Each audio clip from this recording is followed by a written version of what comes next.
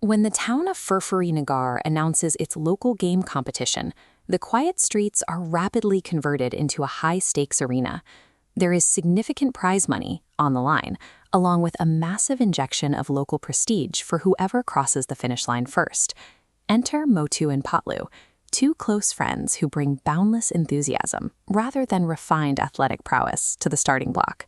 They are eager to compete, despite carrying a host of distinct, obvious physical flaws. Lurking on the sidelines is a local syndicate boss named John the Don. John has zero interest in securing the trophy for himself. His singular motivation for participating is to engineer a public, highly visible humiliation of the friends. To demonstrate his absolute confidence in this sabotage, John makes a reckless wager with his henchmen. If his trap fails to eliminate the protagonists, he agrees to let his subordinates deliver 10 swift penalty kicks directly to his own body. Now, this establishes a classic rigged game.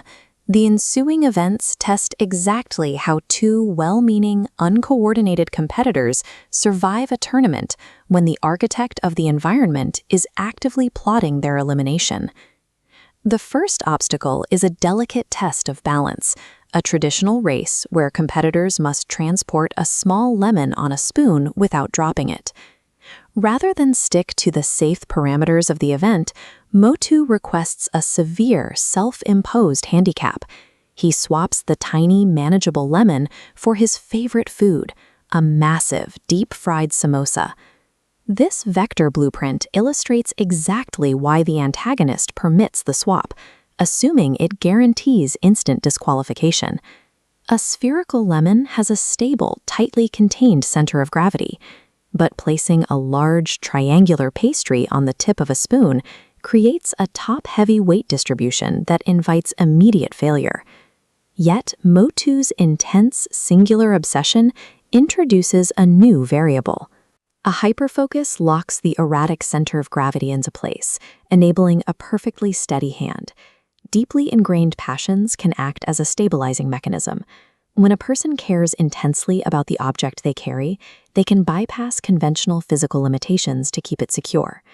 Round 2 removes the competitor's primary means of defense. It's an apple-eating sprint, where everyone must dash to the finish line with their hands tied tightly behind their backs. At this stage, the antagonist moves from passive observer to active threat. John secretly swaps out one of the normal apples for a heavy, solid sphere of cement, positioning it perfectly in the protagonist's path. The trap immediately backfires.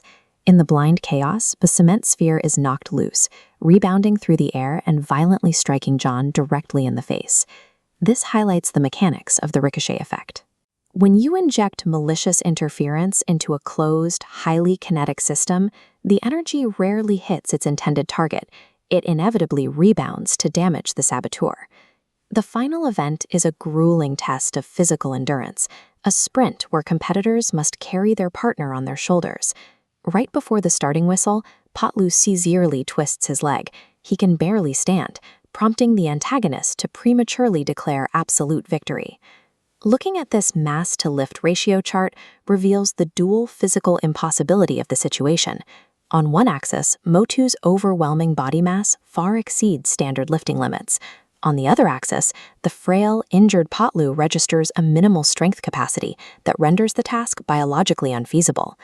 Defying every established mechanical law, the frail, injured Patlu completely hoists the much heavier Motu up onto his own trembling shoulders. The two stagger forward, bearing the uneven weight across the finish line to secure first place. The numbers on the chart simply cease to matter. Immense willpower and mutual support can overwrite the strictest biological barriers. The dust settles, and Motu and Patlu are officially crowned the undisputed champions of Furfuri Nagar. Meanwhile, the antagonist's arrogant wager comes due. John the Don sits slumped in a chair, humiliated and trapped, as his own subordinates collect their debt of penalty kicks. Motu and Patlu didn't win by outsmarting the system. They won by leaning into their individual eccentricities, whether that was a hyperfixation on a samosa or a refusal to let an injury end the race. The competition was designed to exploit their weaknesses, yet at every turn they chose to move forward regardless of the odds. In a rigged game, the only certain way to lose is to stop trying. True competitive strength isn't measured by dodging the obstacles thrown in your path. Rather, it is defined by possessing a partnership resilient enough to carry the heavy load when your own strength fails.